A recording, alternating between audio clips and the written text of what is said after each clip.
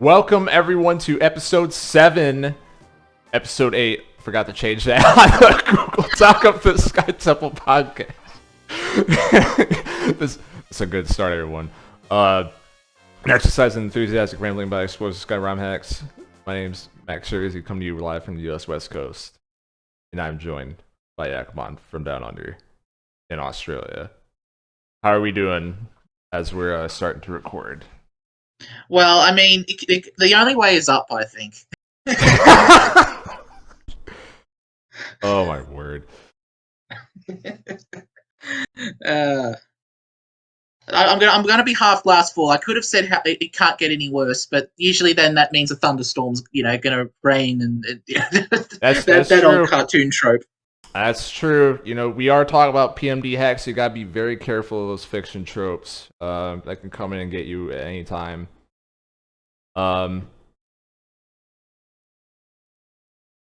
Let's see. No points for me. So, what do you got for the news on this app? Yeah, well, in terms of the news, well, big news is Hack Jam 4. Well, I wrote down Hack Jam 3 in the notes, which I also got my numbers wrong.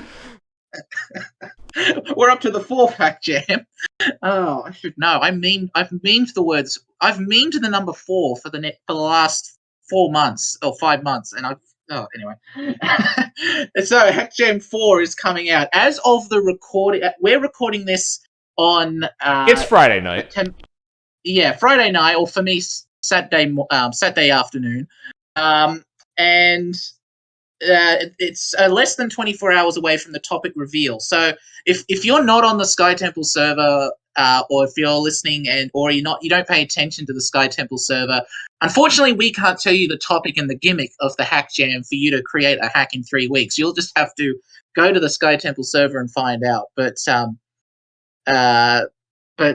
So unfortunately, I don't know what the topic is. Max doesn't either. Even though we're mods, we don't have access to any of that information. So we will have to wait and see. But exciting times there, and also an exciting times too.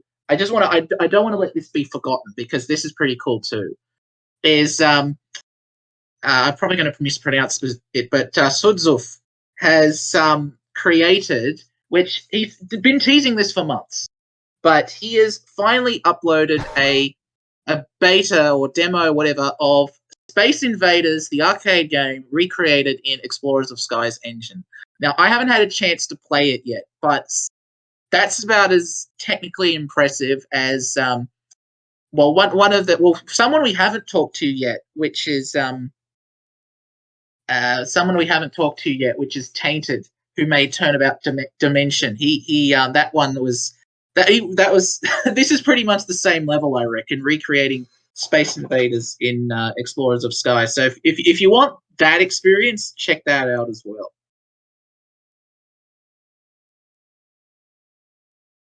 That shit was just crazy. Sorry, I noticed there was a little bit of silence. It's because I was just shaking my head in response to that, because man, it's so dumb. So dumb, and I'm probably gonna try it out. Okay. That's Sudzuf or Sudzuf, whatever. I'm not probably sure my how to pronounce accent. that. My accent. I think it's accent. It depends on your accent, I think. Okay.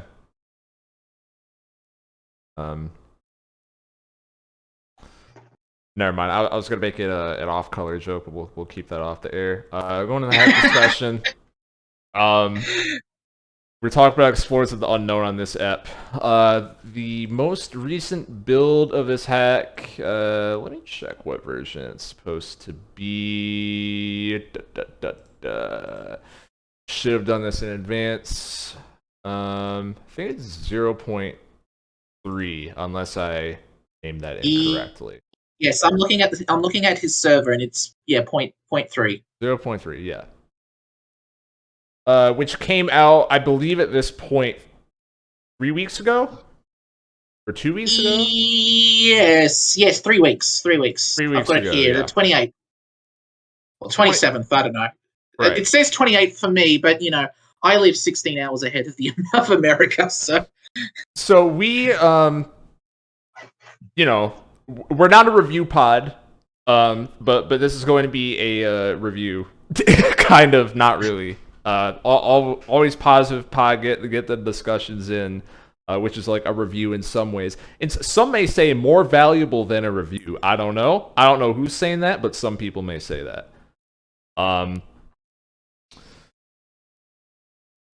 Point of all that being that it's new. This hack is been ongoing since May 2021. The first build of it, which is like 3 dungeons or something like that, was it was created for a hack jam, wasn't it? I think the first hack jam. Yep. Yeah. And unlike most hack jam projects, this one actually continued after it was done, and now it's up to getting pretty far. This is, if people are on the radar for what's going to be the next full-length hack that finishes, this is, I think, the closest to being completed by a pretty large margin, unless like someone is just hiding something that has no progress on it, and it's gotten farther than this. But this is probably the one if you're looking for whatever the next one's going to be. It's about 9 chapters in, and now on to the bullets. This is an honest-to-goodness attempt at PMD5. And I've written here, it stays very close to the tone and gameplay style of the NDS PMD games with an original story that takes place in the Grass Continent. Some things that I like about this, and you can chime in with any of your points whenever I want. I'm just going to start. Yeah, no worries. One of the cool things that this game does, like I said, a lot of it stays very, very, very close to wanting to maintain the spirit of the original game and trying to like highlight the strengths of it and all that.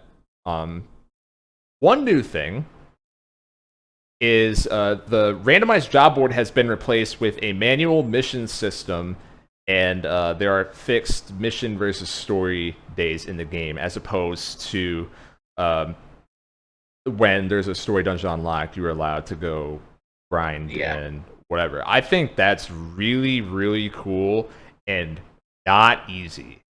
I haven't opened up the script for his like the little like Kangaskhan rock thing that lists all the properties for every dungeon when you go in the menu, but that had to have been really annoying to update every day and to manually add scripts for custom side missions that like have a little bit of like life and flavor text to them instead of just being, fucking generic, flat. Thank you for saving generated. Yeah. That God, that must have taken so long, but it's a really cool idea, and yeah. Unfortunately, I don't have much insight for it besides that, but that is appreciated. I think it's cool too in that I think it what I liked about that too with the dungeon information is the difficulty levels as well.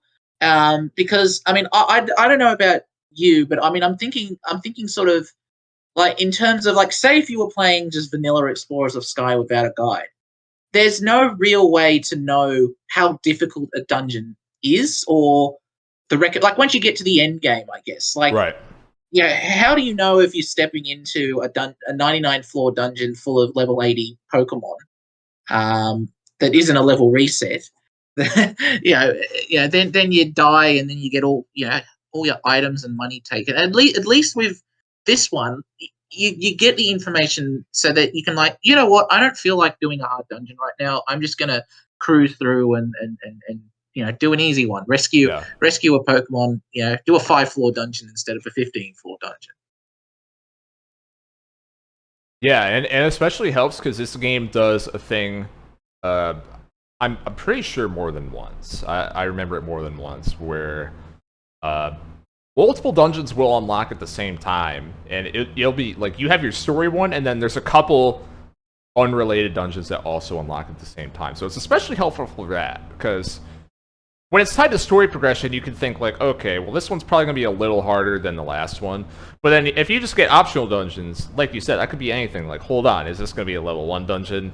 Is this going to be like some crazy optional, like, super challenge thing? Is this going to be the equivalent of, like, say, like, Side Path from the original Explorers, where it's just like a grinding spot? You don't know. So having that info there is helpful.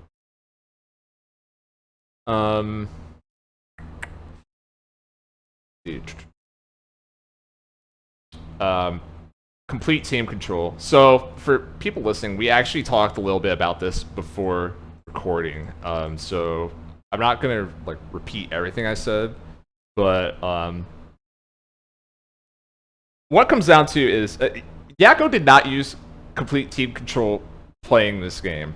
And I didn't either. I didn't either, for a totally different reason. Because I believe CTC is totally broken. This is just me getting full personal bias in here. You know, this is episode 8, okay? Mask comes off. This is just gonna be me literally saying my opinions and not giving any analysis, okay? I don't like complete team control 99% of the time. I think that it is incredibly hard to adequately balance around it. I think people need to understand this. If complete team control is not just a quality of life feature, like, it commonly gets mislabeled as just something that adds quality of life, but it does fundamentally change how the game is played for a couple of reasons. Like, there's 4 things that I can think of. 2 of them are arguably things that probably shouldn't be in the game, so sure. Those being, if your partner is facing off against multiple enemies, though you can adjust this with some higher level IQs depending on what IQ group you are at. Sometimes you cannot determine which of those 2 enemies that they're directly facing that they're going to target. CTC, you can change that no matter what your IQ is. Okay, probably, you know, you could argue that's a bad mechanic. Okay. Another one being, like, if your partner gets separated from you, normally you have some control of them, but not really. For the most part, they're kind of just going to ignore a lot of the tactic-related stuff that is dependent on them following you. I mean, the most common, like, let's go together literally breaks, for example, and that's getting separated is just significantly less of an issue with CTC. Again, you could argue the fact that the tethering is kind of linked to that the same way as enemy sight is a bad mechanic. I wouldn't make that argument, but I totally see why people would think that. Then 2 other things. There's partners being able to walk on tiles that they otherwise wouldn't be able to, and be able to get extra double teams. And people who play PMD enough know that 2v1s are how you win. So being able to turn at what would be like a hallway encounter into a 2v1 makes that way easier. And then the big one is your partner can use items. This, in my opinion, changes everything. Like, being able to use, like, I think there are so many PMD players that don't really use items like that, and they just don't understand. Like, it's, to me, it almost feels like the same principle as something that I guess is easier for people to understand is, like, if you use a speed buff move, you get to have 2 turns in 1 turn. That's broken, right? Like, using an item most of the time is so much better than not using an item that it's ridiculous. There's so, like, I feel like I'm not articulating this very well. Let me throw out a couple examples of some common scenarios, right? Let's say that you are in a corridor, right? Or a hallway, whatever you want to call it. your partner behind you, you're facing the enemy. You're in a situation where you would really like to be able to use an item. But by doing that, you let's say it's like an oranberry, right? And by doing that, you open up the possibility of possibly taking damage. So otherwise you'd have to like think through a couple scenarios of is it worth it to use an oranberry on here and I'm guaranteed to not get any damage and they're going to hit me? How much are they going to hit me for? Am I going to be able to kill them in this turn? Maybe a better example is where sometimes you have to, because you kind of like got greedy earlier, maybe you mismanaged yourself. I'm not going to be able to kill this guy because I'm out of PP. I need to use a max elixir this turn, but if I do that, then they get a free hit on me. Like, whatever. There's just a million of these types of things where having the partner in the back in the situation is kind of like they're not going to be able to do anything unless you specifically have an attack that hits through, say like a quick attack or equivalent. CTC completely takes this nuance out of the game because your partner can just use items. So you get to have your cake and eat it too in all these situations. Like, it's... I mean, I think it's more like I think it from a gameplay perspective it's totally broken, but from almost a real life and I mean by real life as in imagine it's like how the Pokemon games and the Pokemon anime, the battling is completely different. The way that moves work, the way that strategy and attacks work is completely different. It's the same here. Like if there was an actual show based on PMD, right, you would probably have like the partner throwing a item to a partner, and then they use it, and then they power up and attack and all that. So I guess like it makes more sense it makes more sense in that the partners are not mindless AI controlled bots that can't think properly. But you're right, it does sacrifice almost a bit of gameplay integrity when it comes from a strategy perspective. I think I probably haven't described that well, but that's what I think, really. Right, and here's my thing. Like, I haven't even talked about this yet in the context of Explorers of the Unknown, because I didn't really play this with it just because I was pretty sure that it was going to break the game. That being said, I did not give this a proof of concept, so maybe I'm just totally talking out of my ass right now, but I have played other hacks with CTC enough to kind of convince me that, yeah, it's pretty much broken. To where, and again, Unknown might do this, so if you completely disagree with me, then let me know in the comments, or like tell me that I'm a stupid doo-doo dumbhead, or whatever, all those other profanities. But like, in my opinion, in order to compensate for that, you need to make the game difficult enough to the point where you have a new problem. And it's that people that aren't abusing CTC are going to quit your game because it sucks. Because it I'm thinking about how exactly I want to say this. Part of the double-edged sword of CTC is that you don't always keep CTC on the entire time while you're playing, even with for people that use it. Why? Because it's fucking annoying. Like, to just normally crawl through the dungeon, sometimes you don't. It adds so much extra time onto everything going through the dungeons. It makes the game pace slow down significantly. So you only want to keep it on like when you need it. But then the question becomes, well, who defines when you need it? Right? So it's this kind of applies to a lot of things that across video games, things that you could hypothetically abuse for the entire game if you want.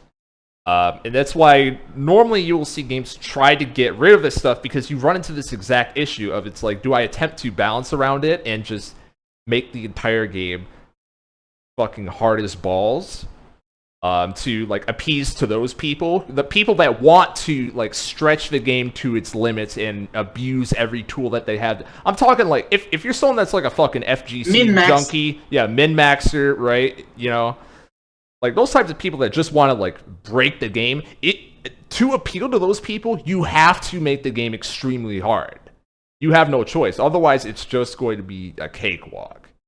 Like a lot more than what it would normally be. And this is like, again, this is not something that's exclusive to Explorers of Sky. It's I think a lot of the times the assumption here is that players will only use it in a pinch. But what a pinch is, again, that's defined by every single developer individually.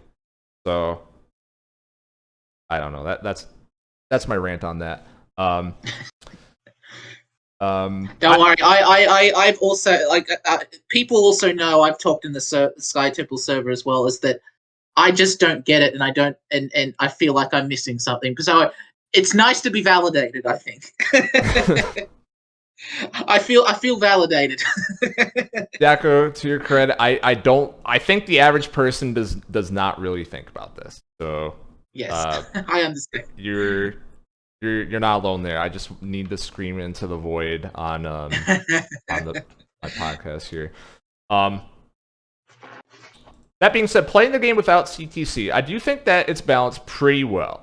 Same. The game is a little on the easier side in dungeons, and then bosses. I don't know if you had this experience too. I think the bosses are definitely significantly harder. Like, especially if you're comparing relative to Explorers. I think the dungeons are probably a little harder than Explorers, but have the same general idea of, you can, for the most part, just kind of be on autopilot, and then once something happens and you start to get to low HP, you have the ability to just pull out your win card or whatever, kind of like your panic button item or whatever your option of choice may be. But otherwise, you're just kind of chilling. You get your moves set up, and it's easy going. The bosses, you definitely have to think. Yes. I would argue in Explorers, you do not have to think on a lot of the bosses. So that's another little deviation from the original game. The idea that bosses should feel like bosses, which I'm not against that. I don't know about you. I don't know if did you think that it was are you in the same boat, or do you think that it was weird that the bosses felt just way harder than Moo? I was lucky in the sense that I had Mudkip as my starter. So for instance, the first boss against Wormadam, I could drain HP faster than maybe other starter options.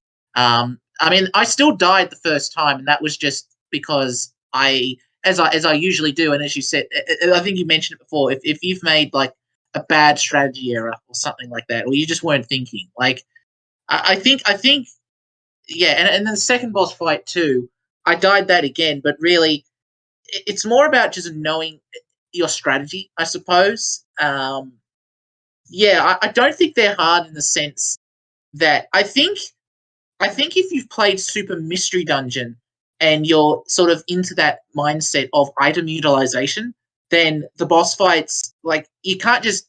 I think it's more, they're not hard, but you just can't use attacking moves without even thinking, or healing items. Like, you need stuff like stun seeds or sleep seeds or some kind of status move or something to try and get the upper hand and get some free health off. For sure. Yeah, you're yeah, I think if you just go in and try to go your stab attack at the bosses, you're gonna be really disappointed. Yeah. There's The bosses are You can't kind be a of glass cannon. no, you cannot be a glass cannon. As I learned, I was able to get around it, but I did learn it early on because for this playthrough I used Rockruff, who is very much a glass cannon mod. Fun for a lot of the times until it's not. But I had to get creative, but that's part of the fun as well. I like boss design that is, and in PMD this is hard because of the damage formula, as I've talked about on this podcast before. But bosses that are more about maneuvering around their positioning and their synergy with each other and their unique moves rather than the raw damage number. I think this hack's really good about that. See. What are the notes? There was a conscious decision in this hack as well to, and I don't even know if you noticed this, Yakko, when you were playing, but I think I only noticed it because Espik, who probably should have said this way earlier. Espik was on the Explorers of the Spirit team as well. He was part of the creative team, which involved a blend of writing, playtesting, dungeon design, etc. Kind of a part of like the back room making game. So I've talked with him a decent bit about this hack in particular. Something that he wanted for Unknown is he made every message in the battle log only one line. I think literally all of them, but if not, then all of them that are feasibly possible. So some of the phrases that are used that would normally take up 2 lines every time that it's played have been reworded so they only take up 1 line. Which I think I'm trying to think of some of the times where this is most noticeable. I think one of them would be when weather comes up. Normally it'll be like the party, sandstorm hit for whatever, and that whole thing will take up 2 lines, but that's been reduced to 1 line, so it's less scrolling on the screen where you can't do something every time that you do any action. In my opinion, it really adds up. It's that in combination with the there's a couple little other stuff done with the battle log, some manipulation with the text, such as the red critical hit text. And I don't know, the game just feels kind of like it's got a fresh coat of paint. I think in general those are just like good things to do. Again, a lot of effort, but it's like I think there is a meaningful payoff here. Sorry, I cut you off a bunch of times. What were you gonna say?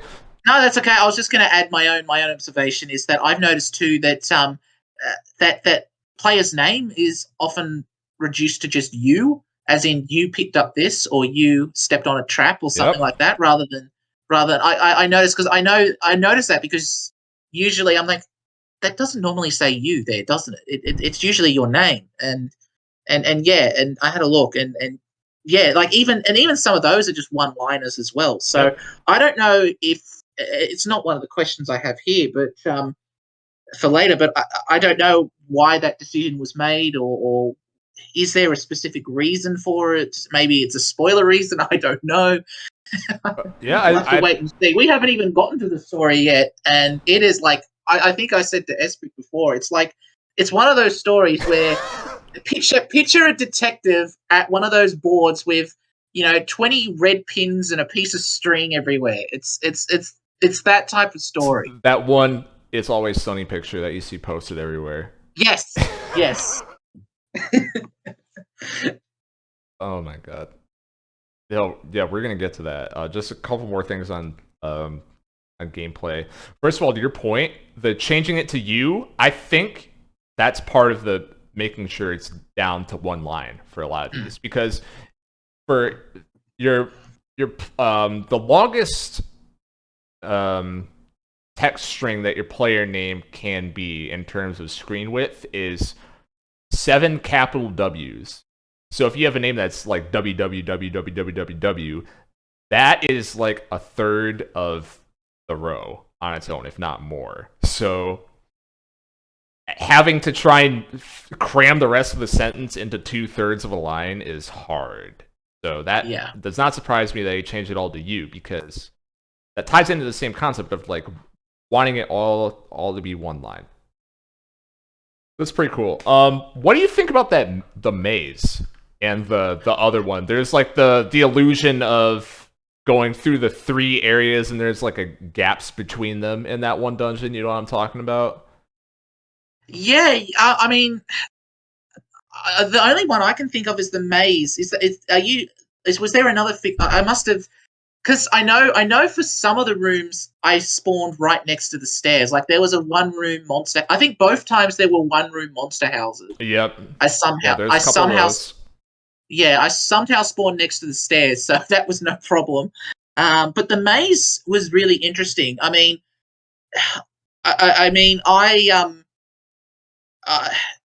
well, see, this is where I don't know if complete team control could actually help you cheese the maze, because I don't know when it comes to. I assume being a fixed room teleport won't work because you've got Abra there to help you.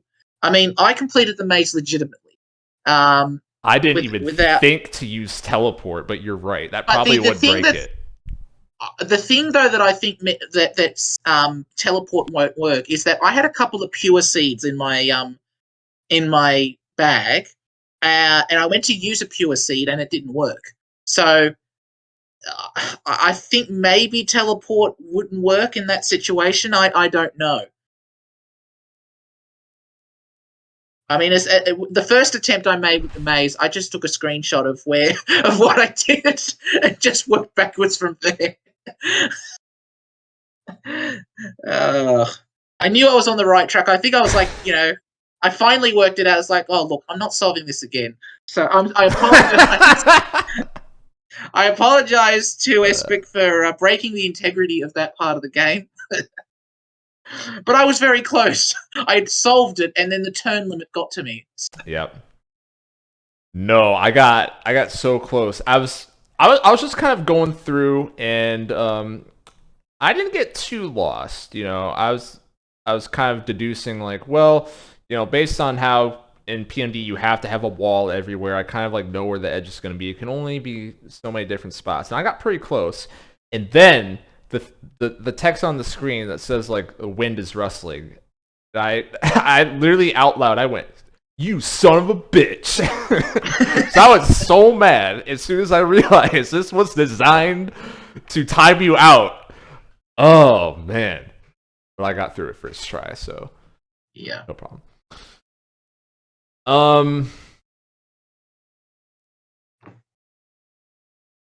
Yeah, and that was pretty cool. On this podcast, I'm a big puzzle guy most of the time. I think the game has a lot of potential for it. Potential's kind of hindered by the fact that there's a limited amount of fixed rooms in the game, but I digress. Hopefully one day we can break through that boundary. That would crack the game open so hard if we could have even like, I don't know, even like 2-3 times the amount of fixed rooms, I swear. But regardless. Oh my god, anything else on gameplay? No. Any other gameplay thoughts from you? No, I think that's pretty much for me. All I needed. Anything I think I've said all I've said. I'll get those words out eventually. Okay. All right, on to the story. We're taking forever, as we always do, to get to the point everyone cares about. Let me say before we start, we're going to talk a lot about the story of this game. I almost didn't want to, because this game's not done, so I feel like we cannot sufficiently judge it, because this game is a lot of stuff that is brought up without resolution. Yes. And so I think it is frankly idiotic. Mask off, okay? No more euphemisms. I think it's kind of idiotic to totally pass judgment on the quality of an incomplete story, because you don't know if something is, like a diversion, or it's something that's going to be recontextualized at the last second.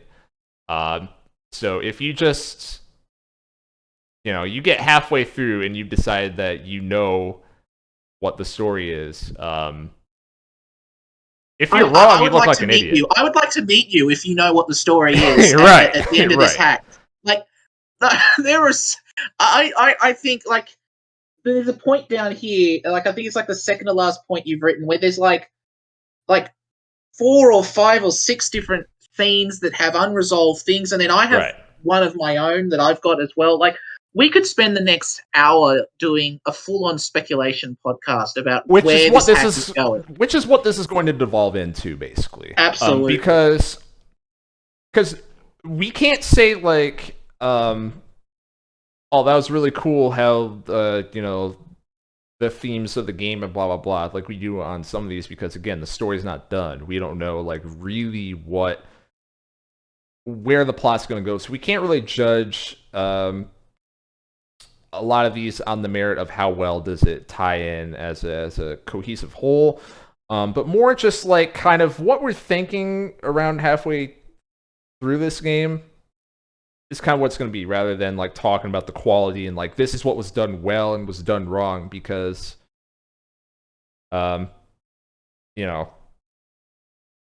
things that we think are bad could be good, things that we think are good could be bad. So it's going to be just like first impressions halfway through the game. Yeah, I think halfway through. This is chapter 9. I can't imagine it's. I think it's going to be a 20 chapter hack. I think that's what it is meant to be. The first point I want to say, there is, like we just said, through chapter 9 after this last build, we're assuming this is a substantial amount of story that is done here. And most of the game up until this point has been menial exploring. So to that, I think you're going to love it or you're going to hate it. Both of us, I know that you like it because we've talked about this before. I like it as well. And what I have written is the optimist calls it slice of life and the pessimist calls it filler, because you have these the menial exploring that is happening, and then that's like, right now it seems disjointed from the actual plot, in air quotes, that happens at nights and during the dreams and stuff. You see why I almost don't want to talk about this, because it doesn't feel right to say that it's disjointed, because what if it isn't near the end of the game and we realize I don't think it is. Sorry to cut you off. Okay. I don't think it is. Like, I think each dungeon has a purpose in that there's slowly something more that gets established with each dungeon. Like, even in the first couple of dungeons, for instance, right? I think the first significant one where you're going exploring with Litwick, and you're exploring Adventurer's Mountain, and you get to see just how annoying Litwick is, and as well to have this mystery of suddenly there's a giant door in the middle of the mountain that Litwick swears that wasn't there before, and everything. Or I guess, or the other dungeons. Well, the dungeon where you do meet what was it? The Golden Apple one. Or there are the dungeons, in my opinion, I think do exist for a reason. There is something new that happens at the end of each one that progresses the story a little bit, and that is separate to.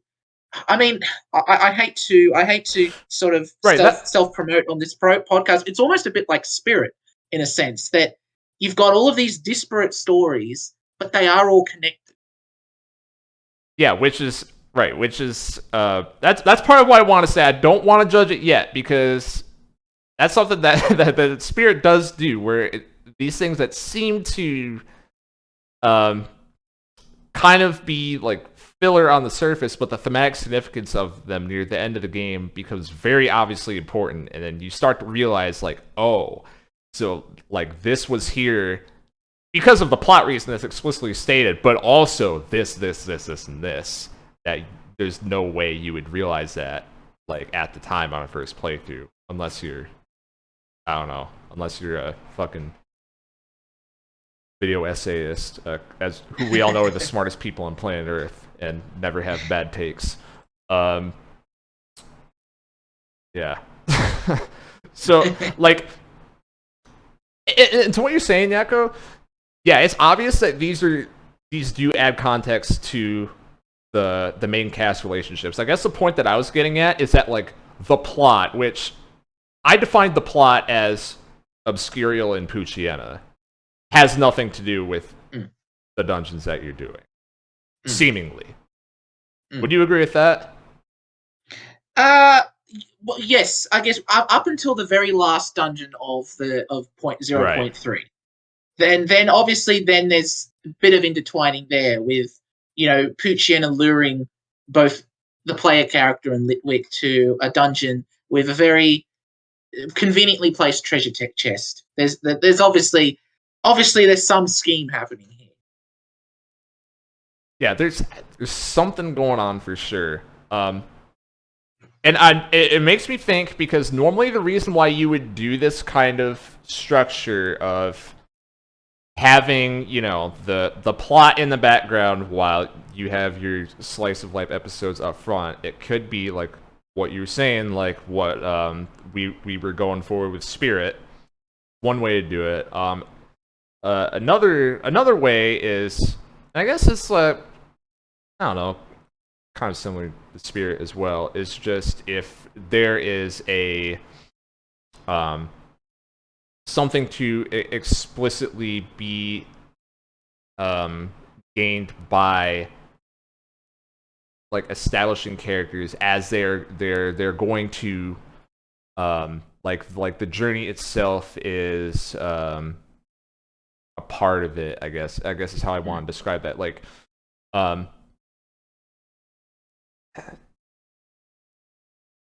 guys, I know I'm not describing things very well on this podcast. It's been a long work week. Classic example of this, right? You're a Final Fantasy VII guy. Almost all of those side stories you can skip.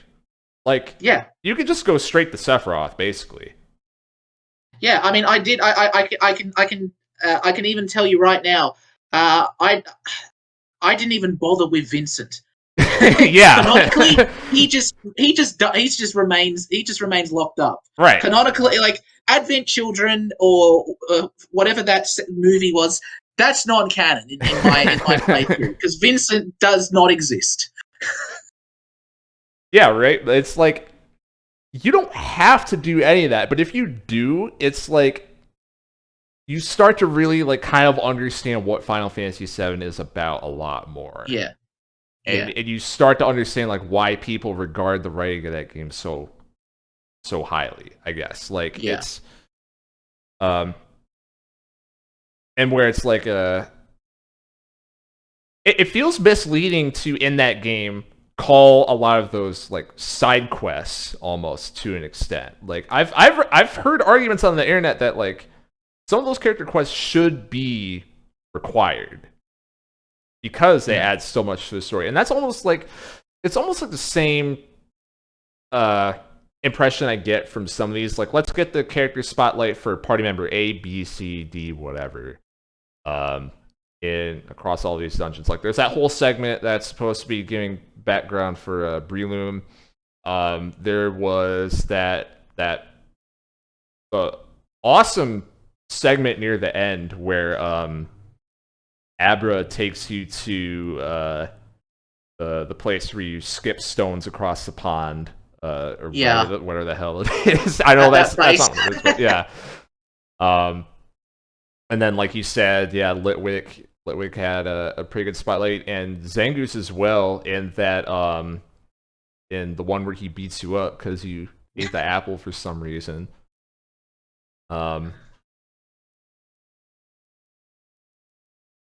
Yeah, it's all good. I'm wondering where it's going. Yeah, is my general thought. It's good, but, like, what's going on here? I don't have a totally good grasp on it. So, the rest of this hack discussion is going to be crackpot theory crafting and general first impressions. So, yes. All right. You start. I will start because I've got my crackpot hat on, and I've got a couple of dot points here. This is, I believe, not excluding Discarco because he is the mascot of SkyTemple. This is the first hack that I know of, with a fake mon in it. If you haven't played it, spoiler alert, there is a fake mon, and I do not trust Obscuriel at all. And I wrote in the second dot point, and I think the reason why is this whole hack is giving me massive, like, eerie vibes of, like, I called it Lovecraftian, or otherwise known as cosmic horror, where Okay. you sort of, something's wrong, but everything feels warm and fuzzy on the inside. Yeah. Like Obscuriel to me just feels like that kind of character that would almost shower you with love and affection while killing you at the same time. it's that. I mean, I that's actually not my theory. I don't think that Obscuriel is killing the player character, but it's got that vibe that there's like some kind of psychological horror behind all of, and there is an unnervingness in certain parts of the hack, especially when you get to the treasure chest at the end of the meteor. I think, Yeah. like, you get that feeling, oh shit, something bad is going to happen, and Then and nothing. and then nothing. It's almost like you get let down as much as the player gets let down, Yeah. and then that just adds to the mystery. I'm skipping to my final dot point here because I'm going to go full into like high school English literature analysis mode, and Oh, hell yeah. and put on my academic hat. But my theory is that, and I could be reading way too deeply into this, but Explorers of the Unknown is not just a literal sort of, the players are exploring the unknown. I actually think it refers to the players as well. There's sort of that unknown feeling that you are getting when you're playing this game, that something's not right, but you're not you're just along for the ride. Like, you're just like, that's it. That's something I didn't write down, but now it's come to me. It's almost like player agency is being removed. Yeah, And I totally agree with that. Yeah, you have to play through the story to find out what happens, but doing so means that potentially you are going to be seeing sort of, situations that are not pleasant. I don't mean that in a bad way. I just mean not pleasant. It is in, there's going to Eerie, be like some you trauma said. along the way. Yeah. While I was playing through this, a thought that kept coming up in my head is Obscuriel is such an obvious twist villain. I wonder if there's gonna be like a twist on the twist, and Obscuriel actually is like genuinely just what they present themselves as. I wonder if that's what's going on here, because it seems so clear that there's like an ulterior motive or something going on. There, see, there's stuff that I wrote down here. What do you think about, there's that scene where Obscuriel shows you in the forest Pucciana walks up to Obscuriel and says you shouldn't be here, and then presumably kills him or whatever. He turns him into a spirit, and then Pucciana says the same thing to the player at the end of the game. So that made me think that dream is real and he wasn't lying there. I don't know. Do you think that was real? I mean, I switch back and forth. Like, the "you shouldn't be here" line, I was almost thinking he's probably saying you shouldn't be here because Obscuriel shouldn't exist, because he is a fake one. Yeah, that part's clear. Yeah, I got that, and I guess the "you shouldn't be here" for the player, I mean, that could probably also refer to the fact that they are a human in a Pokemon's body, that, but then it's established in the world that humans do, all of the 3 other Pokemon Mystery Dungeon games are canon and referenced in this hack. So Right. I don't know. I just have no grasp on the motivations of any character at the moment. Yeah, Well, pretty okay, I much. don't mean any character, but yeah, like there are just little nuggets, or like the foreshadowing isn't giving me very much. And Right. That's another it reason annoys why me. I almost didn't want to talk about this hack, because we just don't really have a lot to go off of. But we do, but we don't. Like, it's so here's another thing in that plot thread of like what's going on with Pucciana. There's the part where Pucciana sees the at the end of that Abra dungeon where Obscuriel shows up. Pucciana sees that. Pucciana just like likes to hide in the shadows all the time. And then there's that treasure chest. So you assume that it's like maybe it's gonna be like it's supposed to be a setup. It's supposed to trap the player or something, because like, oh, the player's associated with Obscuriel, so it's gonna be a trap. He's gonna try to kill him or whatever. But then Litwick gets the MacGuffin out of the chest, which we don't see what it is because, of course. And then they just run off screen, and then we don't know what it is. But it's not like, I mean, there wasn't like a bomb in the chest or something, because Litwick would have exploded from opening the chest. so maybe Pucciana doesn't think the player's their enemy. I don't know. What's your vibe there? I mean, I honestly got nothing. I cannot read Pucciana at all. Fair. Let's move on. Pucciana, nothing character. Sorry, I didn't mean to just completely invalidate your theorizing, but like, their statements are so vague that right. I can. This is probably the first hack that I have played like this, where I enjoy stuff like this. Like, I am like the typical 3-act Hollywood movie. I cannot watch unless it's something completely distracting, like Sonic. Right? Sonic, I'm having a good time. I don't care about the plot. But I'm so burned on 3-act Hollywood movies that I need stuff like that. Like, I need to get the brain juices pumping, and then So I guess moral of the story is, if you want to make a hack that I will play through to completion, tell me absolutely nothing until the big reveal. Like, don't foreshadow. Don't just it's like the black man with the umbrella or something. Like, just have like just a weird guy in the shadows all the time with no context and no explanation, and you'll hook me. You'll be like, I know he's significant for a reason, but you're not telling me why, and I can't figure it out. I would add, as long as it makes sense and you're not doing hack writing, making a twist that makes no sense for the sake of being a twist, because then I lose trust in you as a writer. But that's just me. What else do I have written here? What do you think about the start of the game where a couple things at the start of the game? The first one is the player just like materializes, assumedly, in the Pokemon world after they have that vision of Poliwhirl and Umbreon that keeps popping up over and over and over again. Which, first of all, what do you even think that is? Do you think that's like something that's going to happen in the future, maybe? A future event? Okay, actually, a memory's coming back to me.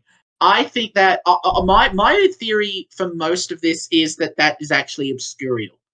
For some, like I think that you think Obscuriel is giving them a false vision. I think that is what actually happened to Obscuriel, in the sense that like some big bad cosmic energy was released, and Obscuriel came out of it and somehow now inhabits the player. I don't know. Like, I think that the Pucciana Obscuriel scene therefore is actually fake.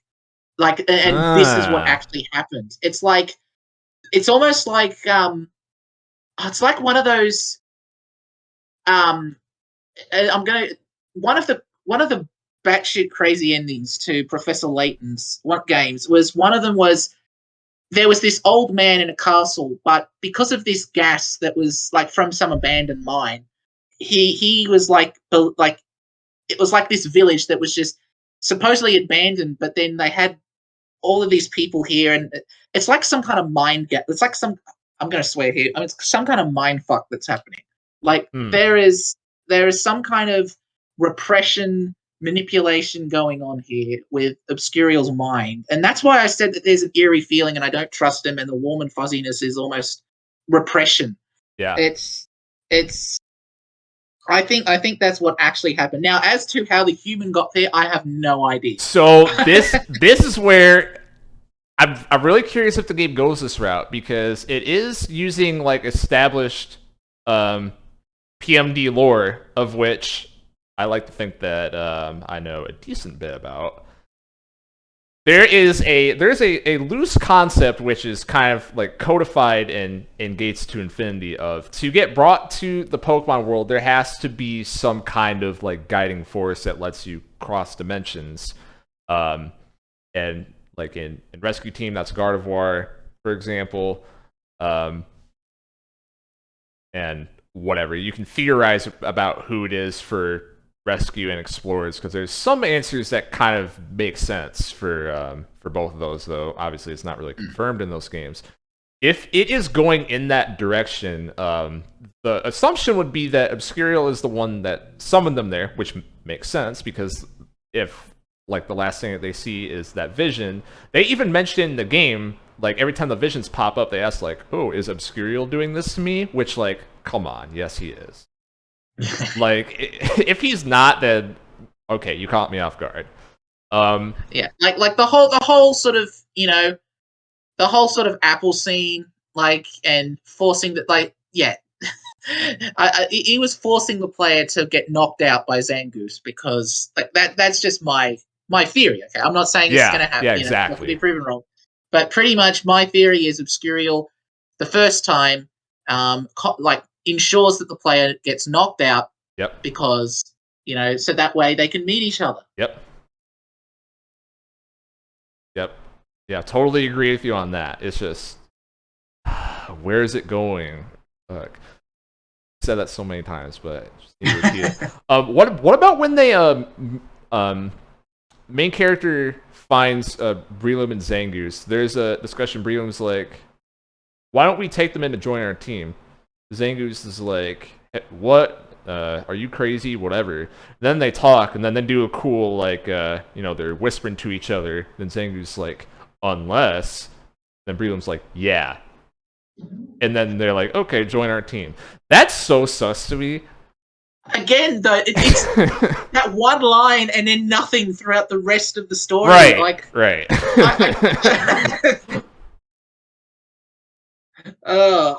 It's what's I was looking for the whole time in that Sediment Village segment. It's like, okay, so this is Breloom's backstory. I wonder if there's gonna be any hint to, like, maybe there's something else going on with him besides what we already know. And no, not really. No.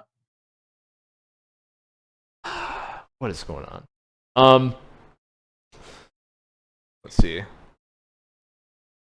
What role do you think Explorer Federation guy has? I think that he's supposed to be another human, like 99%. So I don't know if you've seen my dot points or my questions to Espik. No.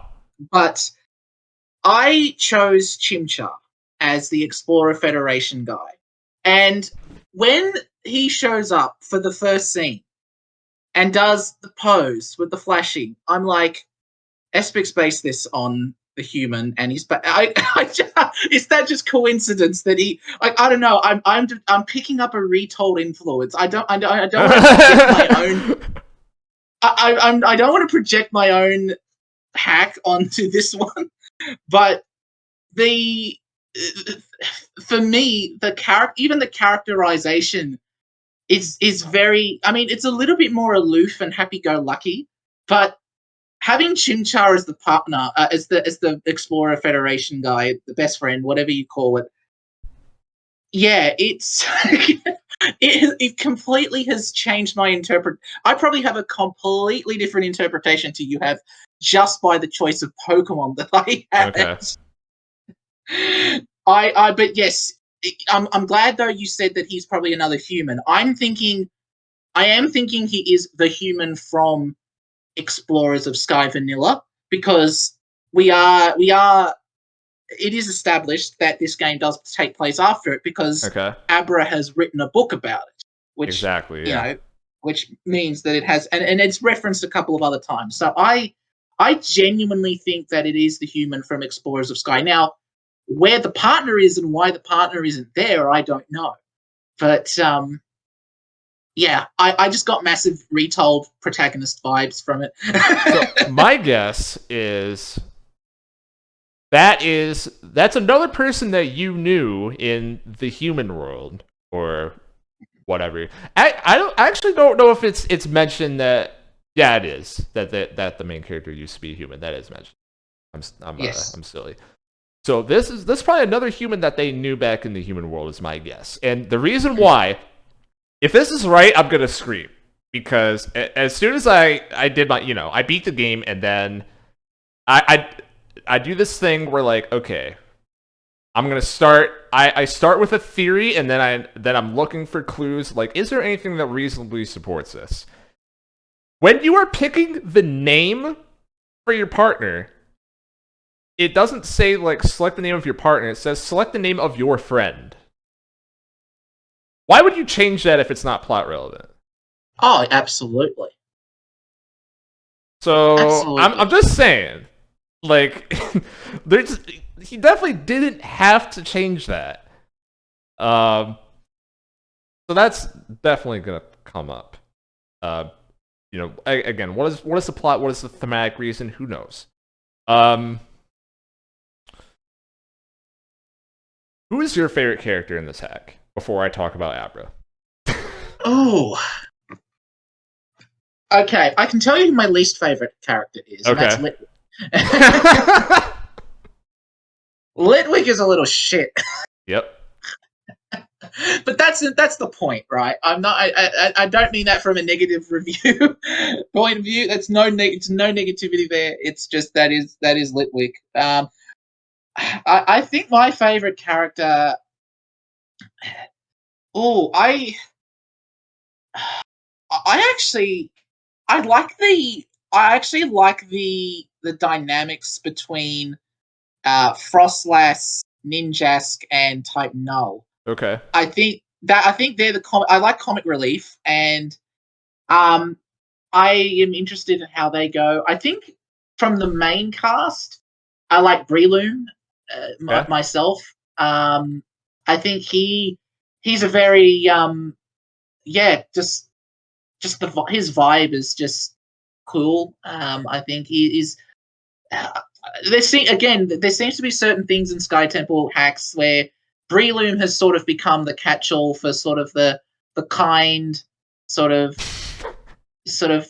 idealistic twinkle in his eye kind of I have a dream kind of Pokemon in I don't know it's That's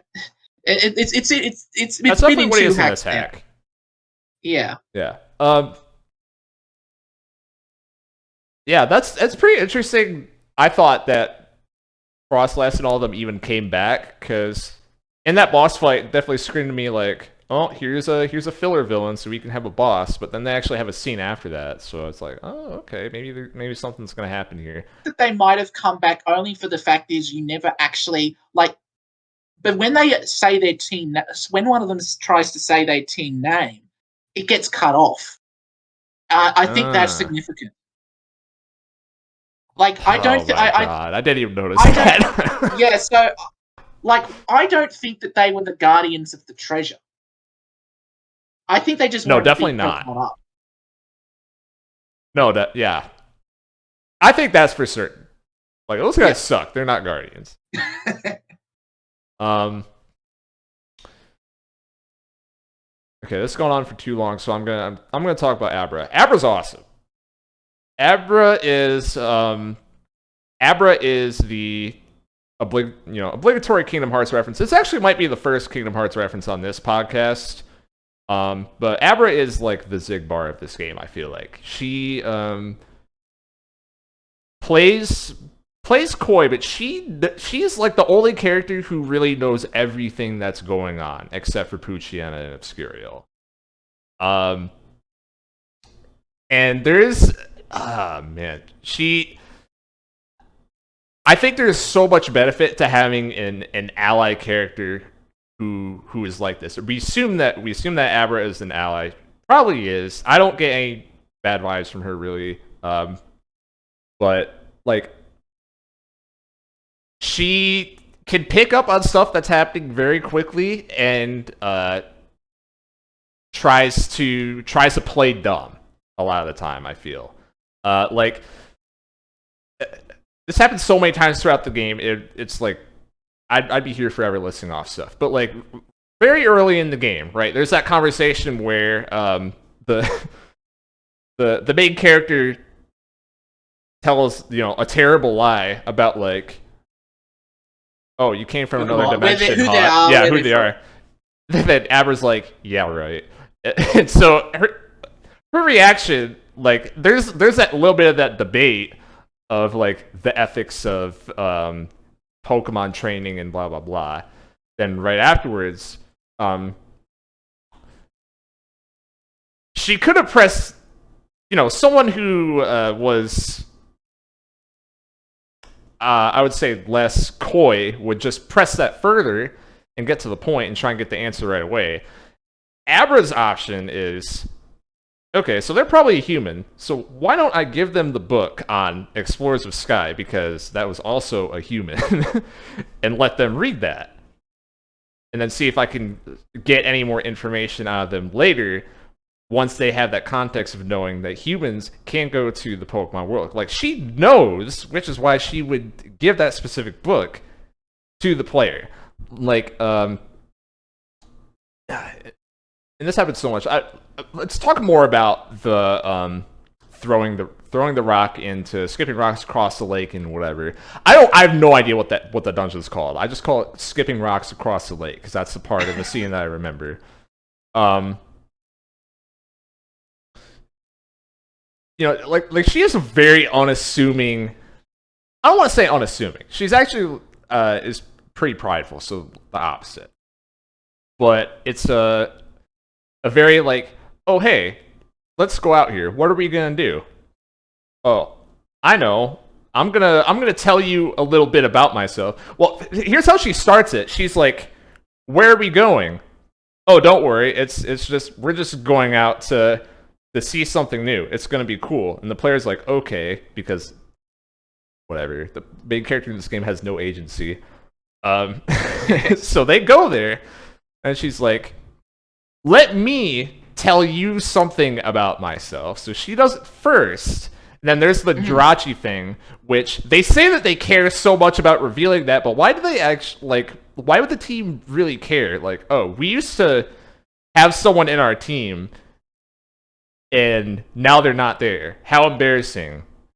Like, I don't know. Maybe I'm downplaying that a little bit, but there's this thing that is, I feel like it's deliberately played up by Abra to be like, oh, this is such a big deal. Now, how about you do it? Because I know that you're hiding something, and this is about to reveal your secret. And at this point, you're already at the end of the dungeon, so it's not like you can say no. It's kind of too late. The social pressure is there. Like, there's like, there's so many layers here. How are you going to say no in that position? Like, there's no world with the social conditioning that's happened. Yes. Abra is pulling some strings the way that she can to get information she wants. Right. That is very, very clear. Yeah, and she's just competent in general. I like the part with the dugong where she's just she outwits everyone in this game, but then plays coy and stupid sometimes so that people don't get too suspicious. Man, I love Abra.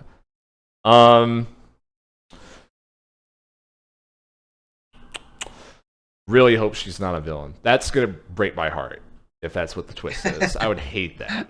If she is, Espik's probably sitting here listening back to this discussion, just laughing his head off. Yeah.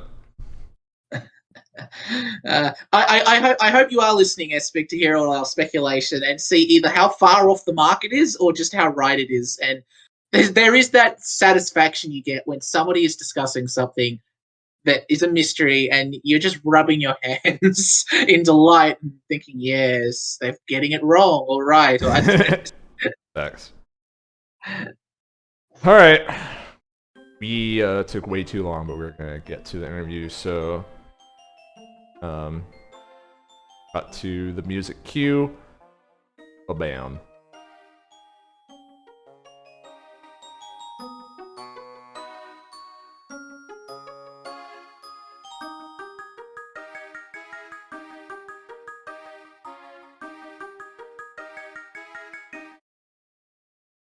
And we're back. We are joined by Espik. We're perfectly on time for this interview. It's an hour late. It's an hour late. I think we're going to hit the record length. I thought 8X's one would have been the longest one, but I was not prepared for Explorers of the Unknown. Oh, it's a good hack. Yes. So I guess the first question I wanted to ask, and this is really a question only I can ask, is how did your experience, so you worked on Explorers of the Spirit, as we've established before the interview. So how was your experience working on Spirit? How did that help you during the development process of Explorers of the Unknown? You could, by the way, I did not write that. That was all Yakko. You could be honest if it was nothing. It was nothing at all. I'm not going to be offended by that. Don't worry. Much, I would say, but I think mostly what I learned from that is what other people do, how other people code, and what other people are looking for in stories. Like, kind of like, you know how Paz has those TXT files that he makes all the time? Oh yeah. He has helped me immensely, actually, with Explorers of the Unknown as well, because he's a beta tester. And, all right, new beta comes out. Where's my friend, the TXT file? I need to see him now.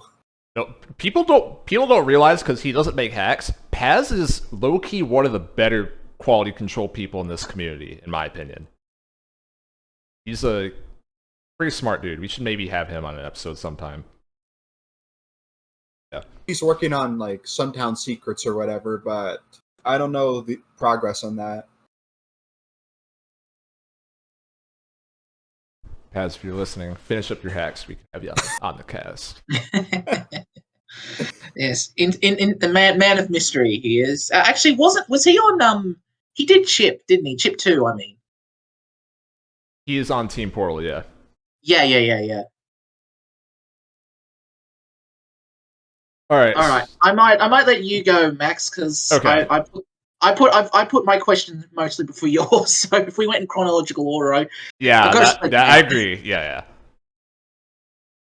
So this is a generic question, kind of, and I think we've probably talked about this off the air, but just to get it on record, Explorers of the Unknown is shaping up to be a full-length hack, and whatever, and we talked a lot about how there's a lot up in the air for this game, and it's not very clear exactly where everything's going to go, not just literally in the plot, but also thematically, because so much is, like I was saying, so much is a mystery right now. So so much is unknown. So much is unknown. Yeah, I didn't want to say it. I didn't want to say that because Yakko brought that up earlier too. God damn it. But point is, what are your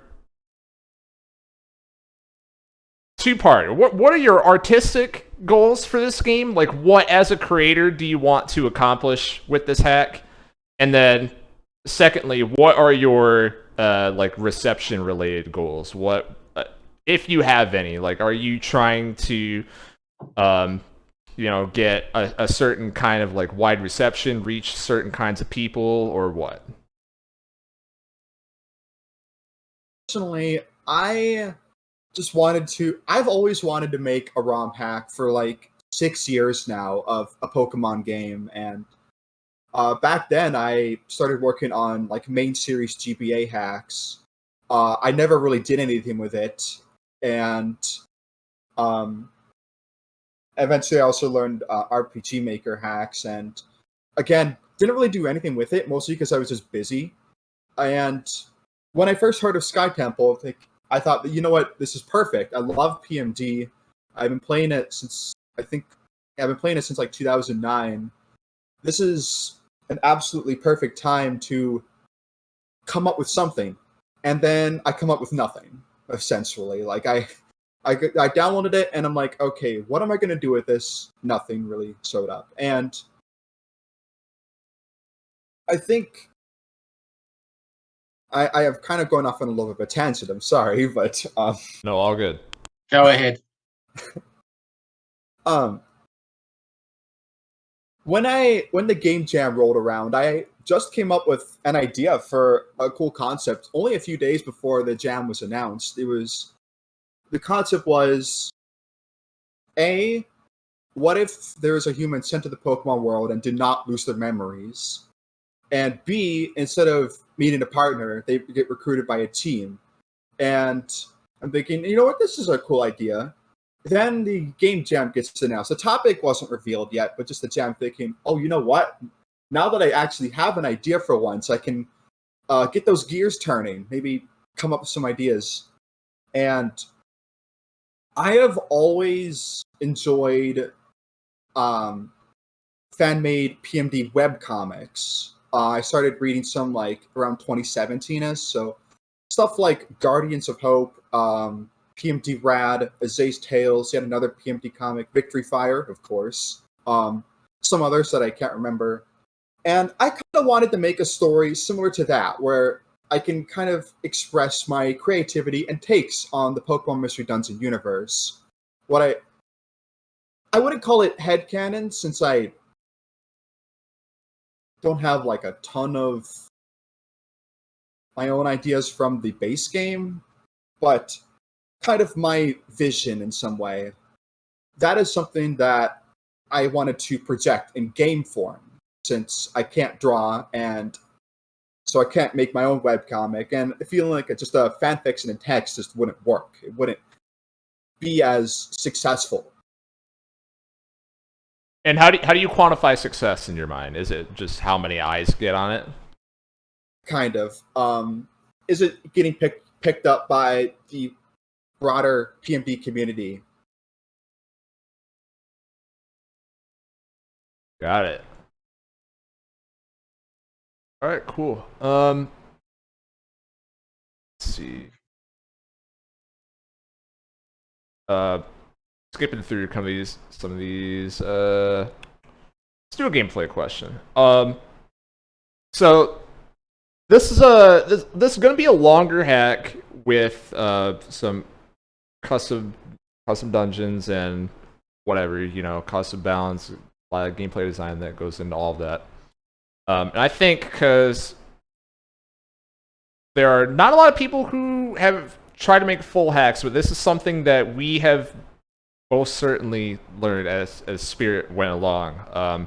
When you are making a longer hack like this, it is important to try and get the player established in a certain kind of game flow, and kind of lead players to play the game a certain way, like according to your design. It's something to keep the game dynamic over the course of 20 hours or however long your game's going to be. So to that extent, what are the kinds of things that you're trying to get the player to do while they're playing your game? What kind of tactics do you want players to learn as they go through your dungeons, and stuff like that? How do you want them to play?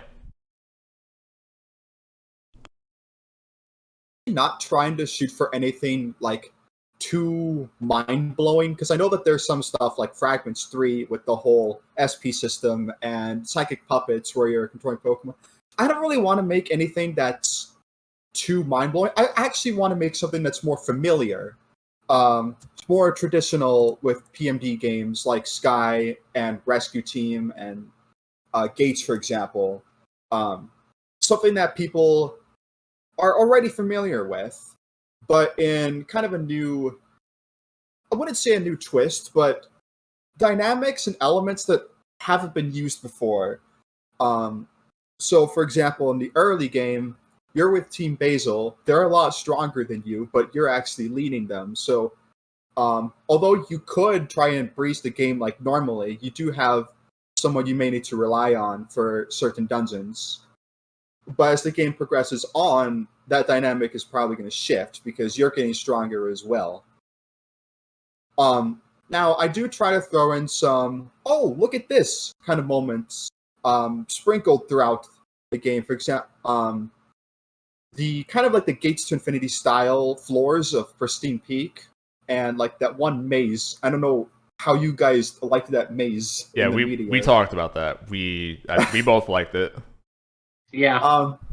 Stuff that's never been done before, but not like, holy crap, how did they do this? Because it's more of a down-to-earth kind of approach. And I think that might be a little bit more relatable. All right, I just want to get this out there so we can move on. So, this is not really anything to do with game design. This is about my own personal interpretation of the hack and projection potentially. So I did choose Chimchar as the best friend at the start of the game, and his intro scene. You know that intro scene. As soon as he did the pose with the flashing and everything, like Team Charm and all that, I got massive Retold vibes from it. It reminded me a lot of Mitchell from Retold. So, am I just projecting, or is there any character like? Is that inspired by Retold? Is that or any characters inspired by any other ROM hacks? It doesn't have to be, but it doesn't have to be that. I mean, I feel kind of like self-serving asking this question, especially on the record. I have to get that out there. No, that was not intentional. I'm sorry to ruin your bubble there.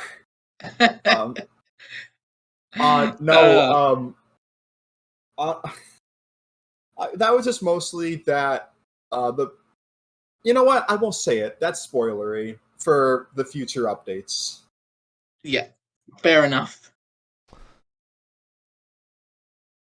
There we go. We solved it once and for all. Question for me. This is a work of fiction. Yeah. Something. How does that phrase go? All references. Any to similarities are purely unintentional. Yes, thank you. God. I think that's probably what we should have asked first, but where did the idea for Obscuriel come from? Because I'm assuming that's a design that you didn't find somewhere, like that had to be in your head somewhere. So where, like, how do you get the idea for Obscuriel as a concept? You're gonna have to believe me on this. I found it in a dream around 6 years ago, I think. All I just remember, it was this very psychedelic, trippy background. Not. It's kind of similar to the one that's used in the game. I just see this cute, small white creature. That's it, and it's just smiling at me, and that's all I remember. And I haven't forgotten it since. Wow, I like that. That's actually insane. Yeah, that is cool. No, seriously, like dreams are awesome. They really are.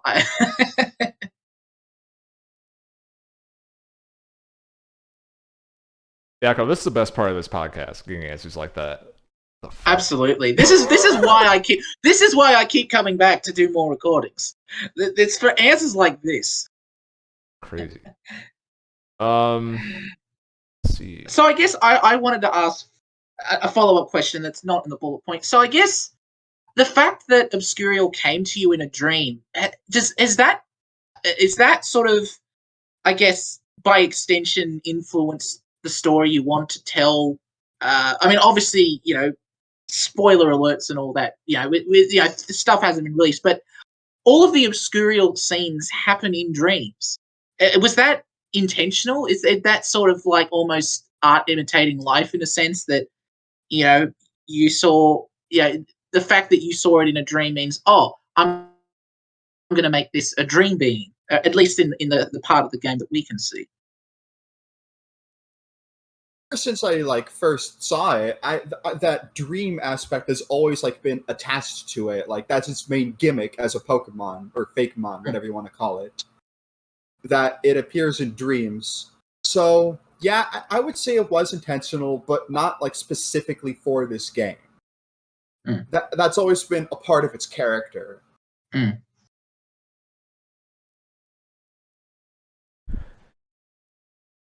All right, question for me. Gonna go off the story for a second. I think that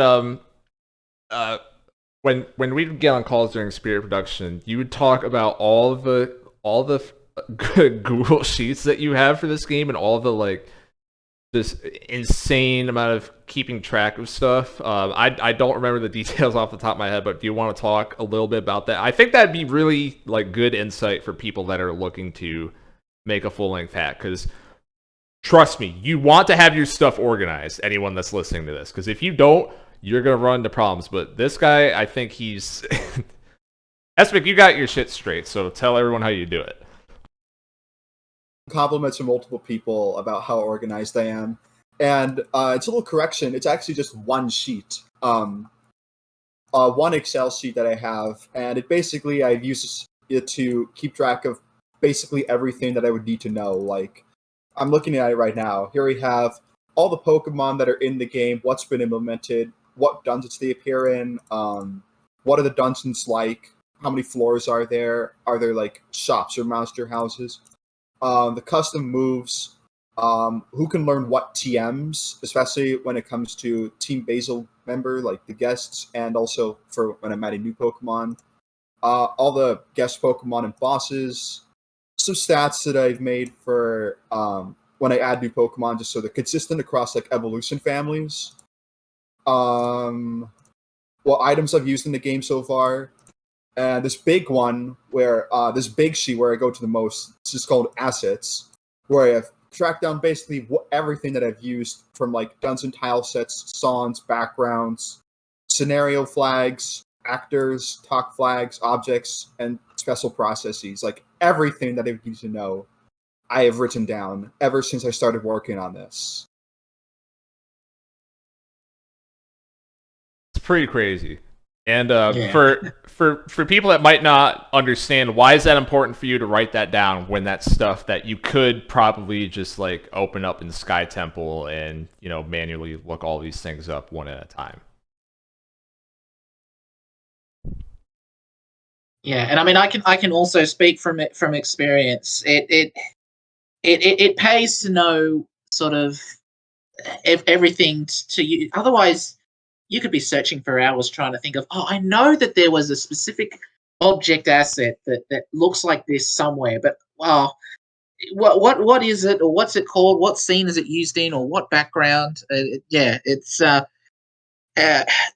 think that the hardest part of SkyTemple is actually knowing where everything is. Once you know where everything is, then you can manipulate it to your heart's content. But I think sort of until you get to that point though, where you can.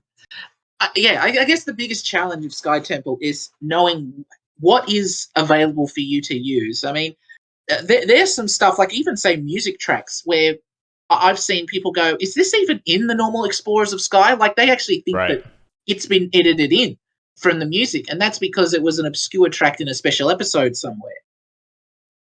There's been numerous times where I pulled up the Sky Jukebox in my Sky copy on my DS to get music. Or based. That is based, Am yeah. I cringe for saying that? No. No, that is based. Cringe culture's dead. Cringe culture died in 2019. Get with the times. We now live in a post-cringe world. Actually true. Actually true. Oh man. Okay, next question. So the elephant in the room with this hack, Espik. There is like we were saying, there's a lot of unknown in this story. And in order to get that, you have to plant a lot of seeds for future plot developments that pop up everywhere. And there are a lot of them. And that's a lot of what we talked about in the first half of like, this is something that's definitely going to come up later, and this, and this, and this, and this, and this, and this, and this, and trying to connect all the dots together. So you're gonna have fun listening back. Yeah. So from a planning perspective, right, when you're doing all of this stuff, how do you get a handle on audience engagement? Like, how do you know that when you add something in like that, you add something that's going to come up later, you know that people... What makes you know people are going to be interested in it?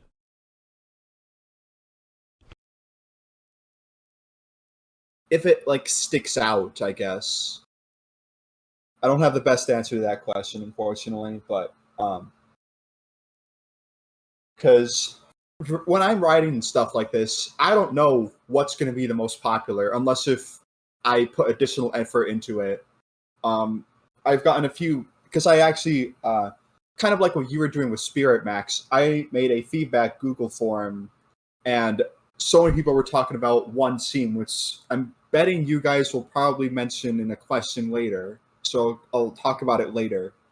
But other than that, some stuff either like goes off the radar when I thought it would be easier to get, or some stuff gets noticed when I thought, oh, that wasn't that important.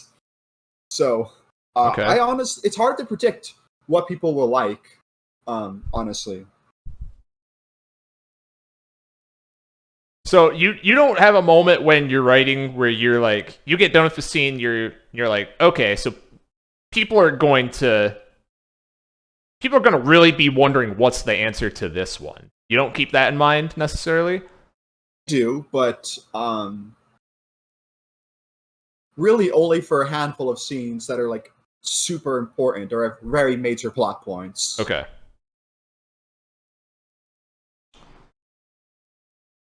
Yakko, you got a follow up to that? Yeah, so I mean, I think you've already answered this to be honest, because I wasn't aware of your Excel spreadsheets and all that.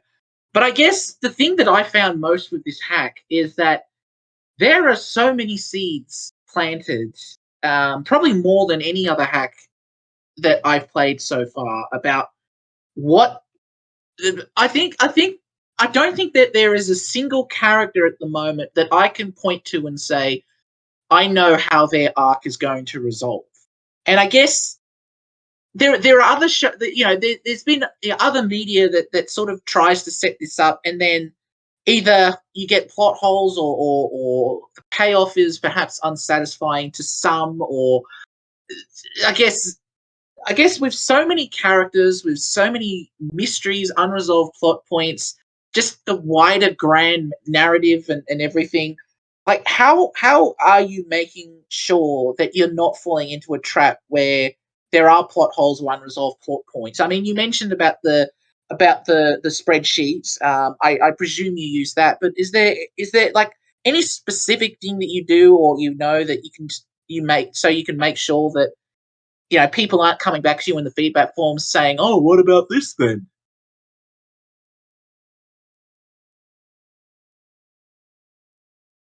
And I think that was one of the benefits for actually spending a long time is kind of like reciting to myself how is going to play out in the future when this will be resolved. And the backstories as well of thinking, and sometimes I'm thinking, wait a minute, I missed that. Let me revise that quickly. And that way, since I've thought about it so much, it gets ironed out in the final product. I honestly don't use spreadsheets for writing. I just use Microsoft Word for just writing down like plot points and stuff, and B, just having thought about it so much, I have it kind of memorized.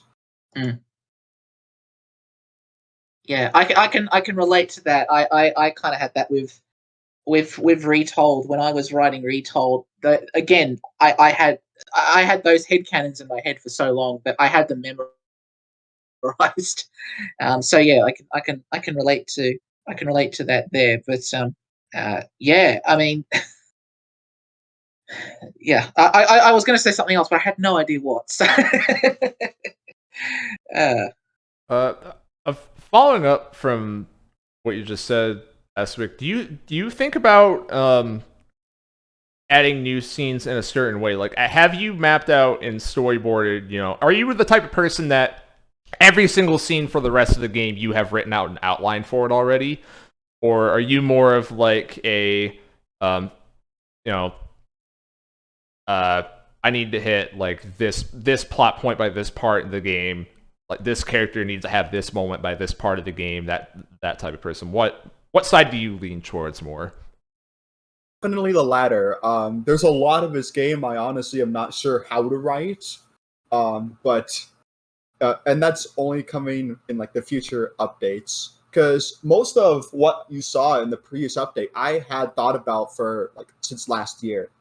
Okay. Most of like the upcoming stuff is going to be a little bit more fuzzy since I haven't had a ton of time to think about it. And honestly, some of the stuff comes down to like creative bursts.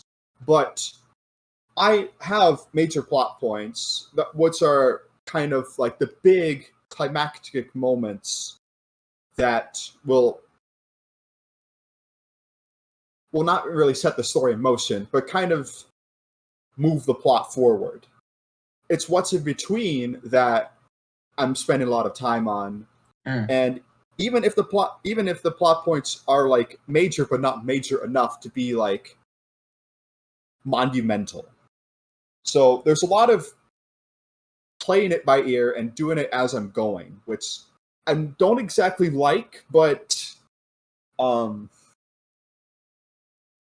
what can I say? It's hard to write a story. I've never done anything like this before, so I'm experimenting here. Got it. I know too. And this was many months ago. I know too. I know you have gotten. I know you have had some help too with the writing of the hack. I've seen. I think I remember. I think Code from the abridged server. I think she helped a bit. Am I right with that? It's pronounced code, and yes. Oh God. Oh. I didn't know that either, Yakko. Well, it goes to show how no. So I'll say it goes to show how much I know her, but that's not right. Okay, another question for me. Got a couple easy ones after the tricky hardballs already came at you. Here's the softballs. It's not really how that analogy works, but who's your favorite character in this game as the writer? Every writer's got their favorite character. You can't lie to me. Who's your favorite? It has changed a few times. When I first made the game, it was Litwick because it was kind of funny. But as I've I don't really have a favorite now. I still love Litwick, but I've gotten to appreciate to Breloom and Cacturn, which I know a lot of people liked in the feedback form. Were saying those are their favorite characters, as well as Obscuriel, because for obvious reasons. And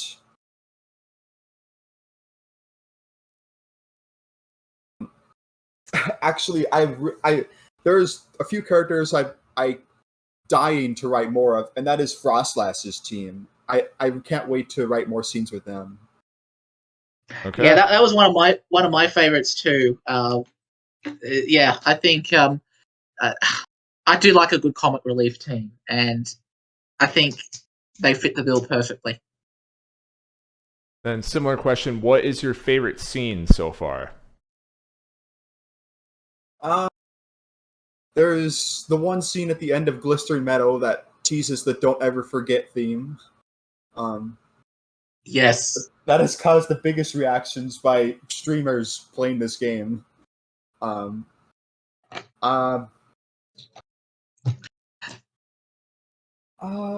see. Now I'm trying to remember the scenes in the game. It's all a blur, right? Right, so much. Really, it's just okay. I can remember stuff, but what do I choose? Some of the scenes like later on where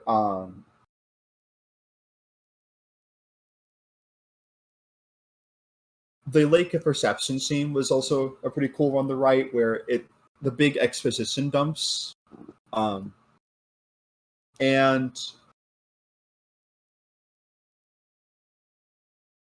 yeah, I really having a favorite scene because honestly, I like a scene a lot more before I write it. Like, I'm imagining, okay, how this one I want to play out, and I'm thinking it's gonna look so good. And when I finish it, I kind of like put it behind me. Got it. That's interesting you say that, because there's been as like I'm sure you can attest, you remember from Spirit, there's a lot of, I was very like go, like let's get this done. We can't like wait too long or this shit's never gonna come out. I'm guessing you probably felt the same way trying to get these done. And yeah, when you're in that mindset, you don't have too much time to reflect and say like, oh, this scene's gonna be good, until you actually get to the end and start testing it. Yeah. Okay, and with that, oh my gosh, we have to actually shake this up a little bit. Espik in 30 seconds or less. Why is Explorers of the Unknown going to win Best Hack in Progress for 2022? I'm glad that you differentiated between that and Hack of the Year. I feel like next to the big monoliths of the SkyTemple community, like Spirit and Retold, that Unknown is going to be the next big thing that people will be hyping up during its development cycle and going to be playing for a long time after the full release comes out. Yeah, that's why. Perfect. Got it. Thank you. And do you have any last words that you want to say before we cut the interview? Go play Explorers of the Unknown today if you haven't. Also play Explorers of the Spirit. Fantastic game. Not biased in any way. It's true, and not biased. Stay tuned for my Hack Jam game, since I will be participating this time. Ooh. Leak? Exclusive reveal on the podcast. Insane. Wow. All right, thank you for joining us. Thank y'all for listening. Oh, man. You guys don't realize why that's funny who are listening to the podcast. That's fine. Episode 8. Got through it. Explorers of the Unknown. Thank you to Espik for joining us. Thank you for listening. I think I already said that. I've been very honored to join this. Appreciate that. We're on it. We're on it back. Yes, we are honored back. We're all honoring each other. That's the podcast, baby. Goodbye.